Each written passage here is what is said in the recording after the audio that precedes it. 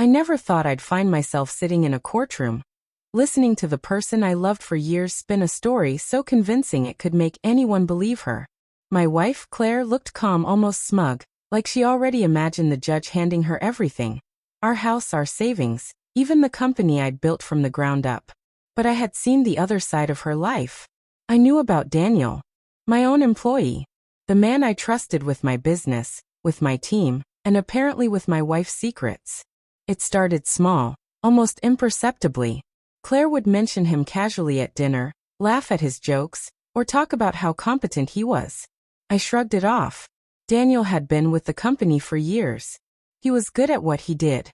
But one night, I found the messages. I wasn't snooping. I never had to.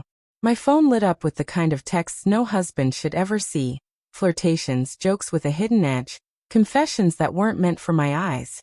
And then the photos. Subtle at first, but unmistakable. Claire smiling at him in ways she hadn't smiled at me for years. I froze, staring at the screen, hoping it was some mistake, a joke. But deep down, I already knew the truth. The next few weeks were a storm of deception. Claire acted normal, even loving, in front of our friends and family, all while continuing her secret meetings with Daniel. Every shared glance, every whispered conversation she thought I couldn't see, burned me from the inside out. I stopped confronting her. I stopped begging. I began to observe. Every small detail, the way she would hide her phone, the way she laughed a little too loudly at Daniel's messages, the excuses for working late, painted a picture I could no longer ignore. Then came the day she filed for divorce. Confident, arrogant, certain she'd walk away with everything. She hired a lawyer who spoke in tones designed to manipulate, to make the judge see her as the victim, me as the unreasonable one. But I had spent weeks preparing. Every account, every contract, every bit of evidence that Daniel and Claire had crossed lines was meticulously documented. I wasn't just going to stand there and watch her lie, not after everything. Sitting in that courtroom, I felt a strange mix of anger and relief. Anger for the betrayal, relief for the clarity. I didn't need to yell. I didn't need to plead. I simply handed over the evidence, watched the judge's eyes scan the pages, and felt a cold satisfaction settle over me. The woman who thought she could manipulate the law, who thought she could take everything, was about to see reality hit harder than she ever imagined. Claire's smug smile began to fade the moment the judge started asking questions. She tried to explain, tried to frame herself as the hardworking, wronged spouse, but each carefully constructed lie unraveled under scrutiny. The evidence was clear, messages, timestamps, and photos that left no room for doubt. Daniel's name came up again and again, and each time she stammered, avoided eye contact, or glanced at him with a panic she couldn't hide.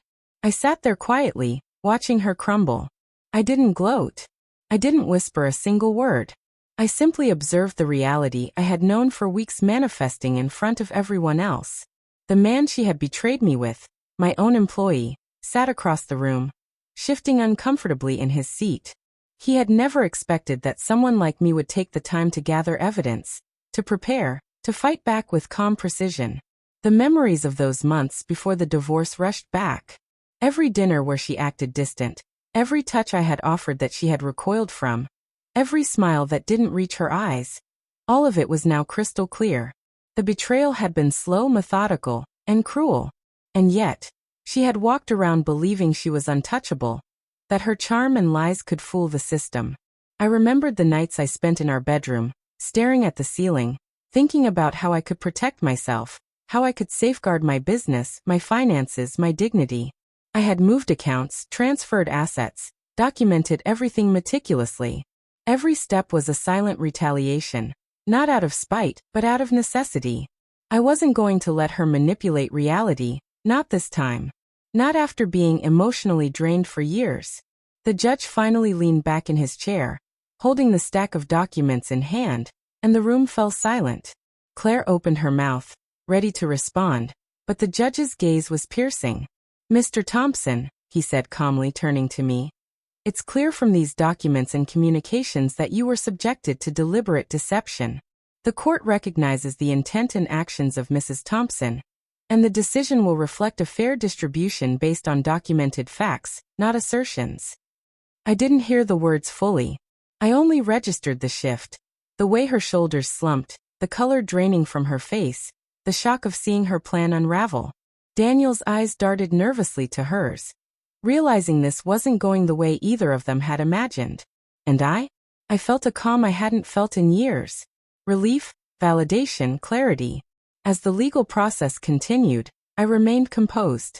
I answered questions honestly, let the evidence speak for itself, and never raised my voice. Each moment of silence from me, each collected action, amplified her unraveling. It wasn't just justice, it was the reality check she had refused to see for months. The days after the court hearings were surreal. Claire tried to salvage her dignity, walking around as if nothing had happened, but everyone could see the cracks. Friends who had once admired her confidence now looked at her with thinly veiled pity. Daniel avoided me completely, as if my silence had been louder than any accusation. I didn't gloat, didn't provoke, but I noticed the tension, the regret, the way reality had finally caught up with her carefully constructed world. I reclaimed my life in ways I hadn't allowed myself to for years. The house felt lighter, the air less oppressive. I focused on my business, reinforcing my company, checking in with employees I trusted, and setting boundaries that had been ignored for too long. Each day, I felt pieces of myself I had forgotten slowly return. The confidence, the calm, the clarity. I could see now that her betrayal had been a mirror, showing me exactly what I deserved, and what I would no longer tolerate. There were moments of reflection, of course. Memories of the woman I once loved. The laughter, the late-night talks, the dreams we had shared, lingered like shadows in familiar rooms. But I no longer felt the crushing weight of betrayal. Instead, I felt a kind of quiet empowerment.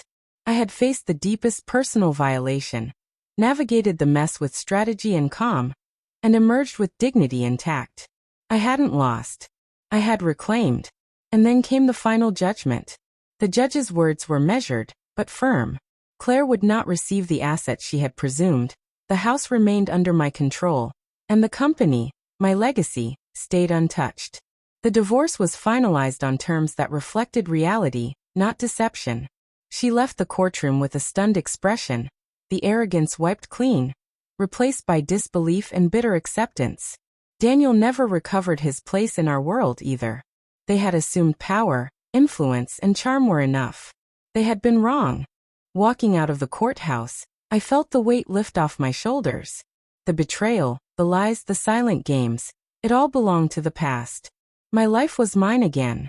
I took a deep breath of the crisp air, feeling the world stretch before me like an uncharted road, ready for me to walk with confidence. No more manipulations, no more deceit. Just clarity, control, and a life rebuilt on truth. That night, I sat alone in my study, reviewing my company accounts, feeling an odd satisfaction in every transaction, every decision made to protect what was mine. The loneliness was not bitter, it was empowering. I realized then that betrayal had a lesson if you chose to see it. Strength is quiet, dignity is silent, and justice does not require anger. It requires clarity. I had learned that, and it was worth more than any argument, any courtroom drama, any fleeting moment of love lost. Claire had thought she could win, that she could take everything with charm and deception. Reality, however, proved otherwise. And as I looked out over the city lights that night, I knew something profound. Life could betray you, people could betray you, but your own resolve, your own strategy, and your calm could make sure that, in the end, justice, even if silent, always finds its way.